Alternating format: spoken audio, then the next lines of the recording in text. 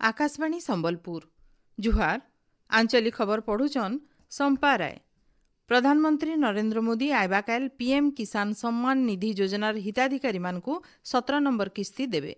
उत्तर प्रदेश वाराणसी ठाणे हेबार के थिबार गुटे स्वतंत्र समारोह थी श्री मोदी डीबीटी जरिए 9 कोटी 26 लाख नु एतका हिताधिकारी मानकर एकाउंट के पाखापाखि 20,000 कोटी टंका देवे। इ बाबदे केंद्र कृषि और कृषक कल्याण और ग्राम्य उन्नयन मंत्री शिवराज सिंह चौहान सांबादिक सम्मेलन थी सूचना देछन।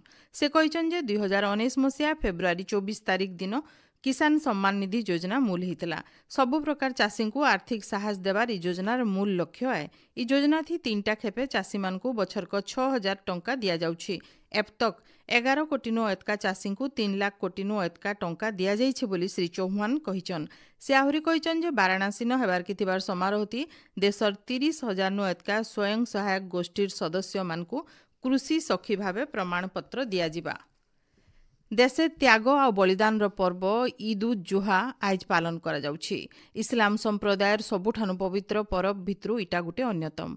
ईद उज जुहा होचे त्यागर दिन। इ अवसरे मस्जिद मानके मुसलमान संप्रदायर लोक माने नमाज पाठ करुछन।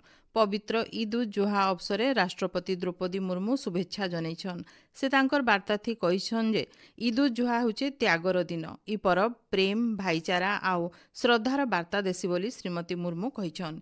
ईद उज जुहा अवसरे राज्यपाल रघुवर दास सबु मुसलमान भाई भौणी मानकु आंतरिक शुभेच्छा और अभिनंदन जनैछन। सेवा समर्पण आ त्यागर इ पर्व थी समकु सामिल हेबार सहित मुसलमान भाई भौणी मानकर सर्वांगीन विकास लगी उत्सर्गीकृत भावे सेवा करबार के से आह्वान देइछन। सेंता मुख्यमंत्री मोहन चरण माझी पवित्र ईद उज जुहा पर्व अवसरे मुसलमान भाई भौणी मानकु आंतरिक शुभेच्छा जनाबार सहित समकर सुख आ समृद्धि कामना करिछन। श्रीक्षेत्र पुरीन महाप्रभु मानकर स्नान पूर्णिमा आ विश्व प्रसिद्ध रथयात्रा सुरुखुरुथी परिचालना करबार लगी राज्य सरकार तरफ गलाकाल गुटे समीक्षा बैठक हो जाइछि।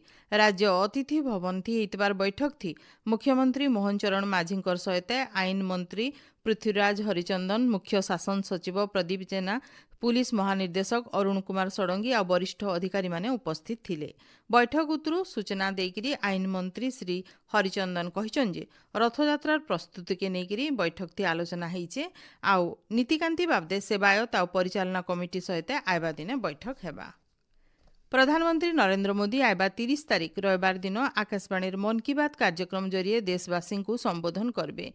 इटा तांकर 111 नंबर मन की बात कार्यक्रम हेबा। माई गव ओपन फोरम थी प्रधानमंत्री लुक्कर ठानु आइबा 28 तारिख तक मतामत आह्वान करिछन। इतार छड़ा माहालिया फोन नंबर 1800117800 के डायल करिकरी सेमाने सेमानकर संदेश हिंदी की इंग्राजी थी रेकर्ड करि पारबे। ई कार्यक्रम आकाशवाणी आउ दूरदर्शन जरिए AIR news website news on AIR mobile app थी भी प्रसारण करा जिबा। एआईआर न्यूज डीडी न्यूज आर पीएमओ ऑफिस रो यूट्यूब चैनल थी भी सुना जाई पारबा। प्रधानमंत्री हिंदी अभिभाषण उतरु आंचलिक भाषा थी इतार प्रसारण करा जिबा। खरा छुट्टी उतरु आइबाकाल राज्य स्कूल खुलबार के जाउछि। स्कूल खुलबार पहला दिनु छात्र छात्री मानकु मध्याह्न भोजन दिया जिबा।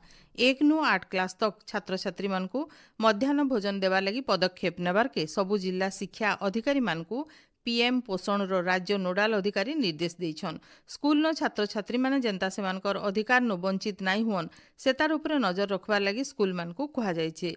स्कूल खुलबार आगनु मध्याह्न भोजन लगी अगली थिबार खाइबार दरब जांच करबार लगी फी स्कूल कर्तृपक्षों को कहा जाइछे। युक्त 3 श्रेणी थी ना लेखाबार लगी आज ऑनलाइन आवेदन रो शेष सेवा। राति 11:45 तक छात्र छात्री माने आवेदन करि पारबे।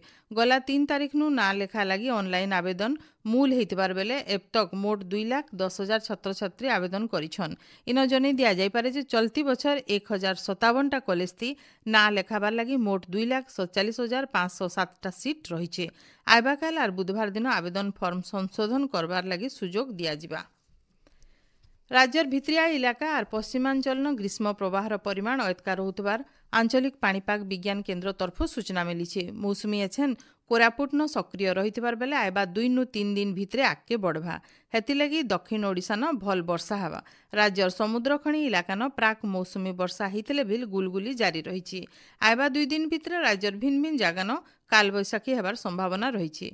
आज सुंदरगढ़ सहित 19टा जिलान धुकाधुंदी सहित बिजली मारिकी वर्षा हेबा बोली पाणीपाग विभाग सतर्क करैछि।